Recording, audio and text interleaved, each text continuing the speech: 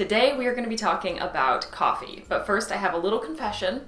This is not coffee. I specifically made myself a double espresso that I was going to drink while I recorded this video, but I ended up getting distracted and I drank the whole thing, and I thought it was a terrible idea just to make more coffee for this video because I'm already feeling the caffeine buzz. So I've made an herbal tea. Not exactly perfectly coordinated with this video.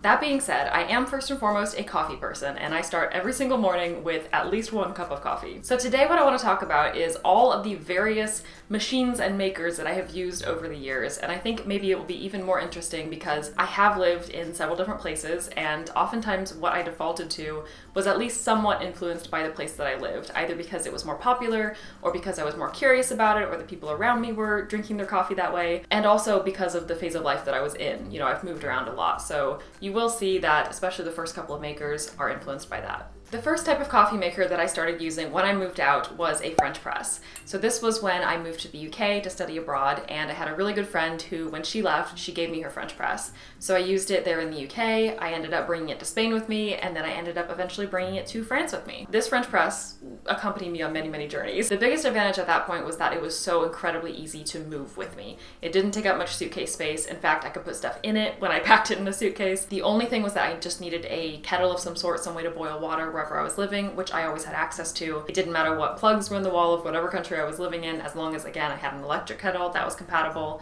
The French press could come with me everywhere. I also had very limited countertop space at that point. Everywhere I was living were, small apartments, not a lot of space, not a lot of kitchen space, not a lot of areas to store, a big, bulky coffee machine. So the French press was really nice because you could use it and then you could clean it and put it away in a cabinet if you needed to. There were 2 things that I didn't really like so much about the French press, though. The first one is definitely the biggest, and that's that it can be really hard to avoid getting grounds in your coffee, especially if you buy pre-ground beans, which at that point I basically exclusively bought pre-ground beans because I did not have a grinder that I could grind them at home. So I always bought beans pre-ground, and when they are really finely ground, which they often are pre-ground, they seep into your final result from the French press. It can be really hard to get all of those filtered out. So basically I just never drank the very last sip of my coffee because there was always a layer of bean seepage at the bottom.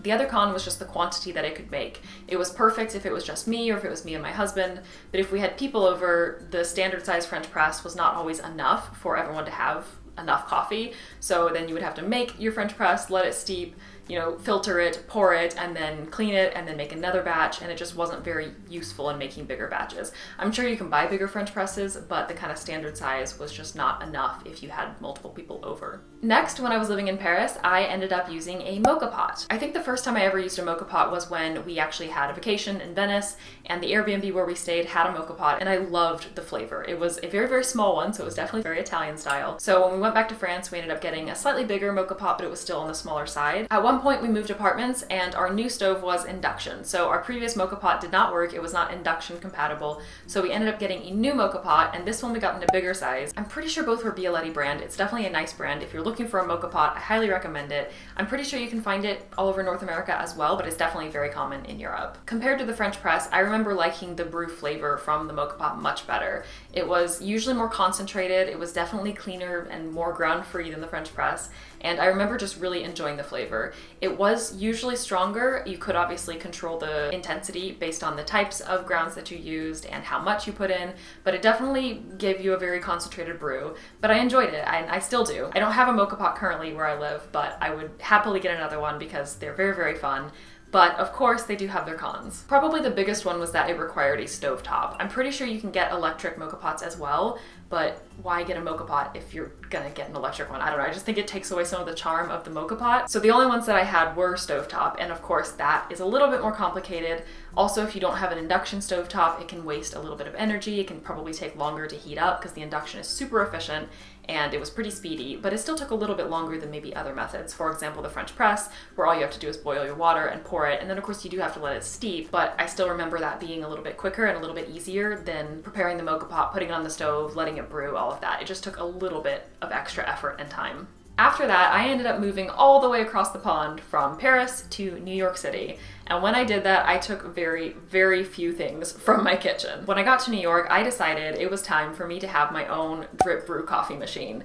This is the type of coffee that I grew up on. It's kind of the default in a lot of American households. You might notice in some of my very, very, very old videos, if you're brave enough to go watch that terrible editing and baby me, you might notice in the background of a lot of those, I had a very small, like, drip brew coffee machine.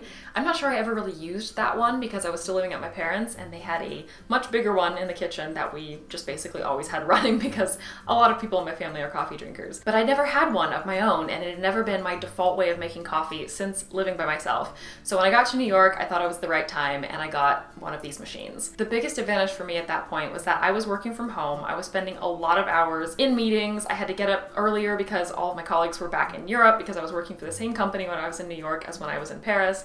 So most of my colleagues, at least, were based in Europe, in European time zones. I had early meetings. I just constantly wanted this like stream of just sippable coffee. I didn't want it to be too strong because I didn't want to get like a major caffeine buzz and be bouncing off the walls or get a headache, but I just wanted something to sip on the whole morning.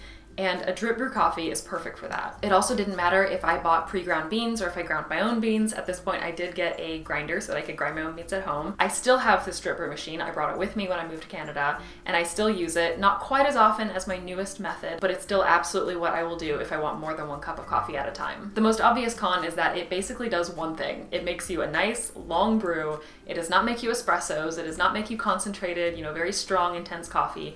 It brews one way. Of course, you can change the intensity a little bit, again, based on the beans, how much you put in your machine, but really the brew is going to be pretty standard every single time. And the other thing is that it is easy to clean the kind of two main pieces, the pitcher itself and then the place where you put the filter, but the machine itself, because it's electric, you can't like dunk it in the sink. So to actually clean out all the parts of the machine can be a little bit complicated when you need to do a deep clean like that. So it's not quite as easy as like, again, a French press where the pieces are small and fit in the sink. My newest type of coffee maker is a Nespresso. I finally have an espresso machine. This is something that I've been talking about getting for a very long time, but it just wasn't practical. It probably still isn't practical, but I have no regrets. I used various types of capsule and pod machines when I was working in Paris. I had a few different workplaces actually, and they all used various types of pods. It's a very, very common type of coffee maker, I think, in France. Generally, it's very, very convenient to have a pod maker. It is so quick. It's so easy to just fill up the water, put your cup and your pot in, let it brew while you're getting ready or whatever you're doing. A huge pro is that there are so many different types of flavors, and it is so fun to just get different types of pods, and not just the actual Nespresso brand. There are so many different types at the supermarket. The options are honestly almost as varied as coffee beans themselves. It's also really nice if you have people over and they want different types of brews, so a double espresso or a long coffee or very intense flavor or very mild flavor. You can make a different cup for each person, and each person can get exactly what they want. Now we can move on to the cons. So the biggest one is that it is a single cup brew, and it is basically a pod per cup. I always recycle the pods, and whenever I know that I'm going to want more than one cup, I will go ahead and make a drip brew coffee. So I don't make, multiple different pods every single day. But it is still a little bit of a concern. It is something to keep in mind. It is heavy and it is a little bit bulky, and you really cannot move it around on your counter. So it basically will just live in one space and take up that countertop space, which is not as much of an issue for me right now. The apartment that we live in has enough kitchen countertop space for it, but it could be a concern, and it definitely would have been a concern, 5 years ago in the apartments that I was living in then. All in all, I can't say that I have a favorite type because really it depends on my mood, it depends on what I want. If I want just like multiple cups of coffee back to back, that's not too strong, but that's really solid and reliable, the drip brew is the best. Nespresso is definitely the fastest, the easiest, potentially the most fun with the different flavors and the different pod types that you can try. Moka pots make a really nice brew. French press is very mobile, very easy to bring with you to different places, very, again, standard. They all have their pros and cons, really, and a lot of what has determined what is my default coffee making method at a certain time is really just what I have, where I'm living, how I feel in that particular era of life. I don't know, maybe this is not what you wanted from this video. Maybe you were hoping at the end there would be a conclusion to what, in my opinion, is the best, or just what I like the most, but I can't tell you because I don't know. Really, as long as it brews coffee and delivers it nicely into your cup, I'm happy. But let me know in the comments below if you have a personal favorite. I know a lot of people have some very, very strong coffee opinions, so I would love to hear them nicely, respectfully, because of course, there is no wrong way to make coffee as long as you're happy with the brew that you're making, as long as you like the taste, it is just fine. So let's not have coffee snobbery or coffee judgment going on in the comments. All forms of coffee making are welcome here.